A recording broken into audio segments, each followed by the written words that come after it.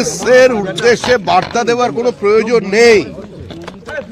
আমি রাজনৈতিক দল করি, আমি পুলিশের অবস্থানের সমালোচনা করতে পারি, সমর্থন করতে পারি। রাজ্যের পুলিশ মন্ত্রী শুভেন্দু অধিকারী অত্যন্ত কঠোরভাবে ডে 1 থেকে এই ধরনের দুষ্কৃতীদের বিরুদ্ধে ব্যবস্থা নিচ্ছেন।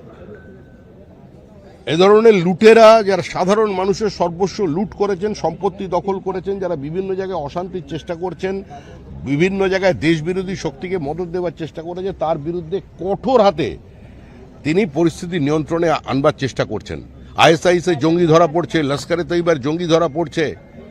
এর থেকে পশ্চিমবঙ্গ কোন ইঙ্গিত বহন করছে? কোথায় পৌঁছে দিয়েছিল পশ্চিমবঙ্গ?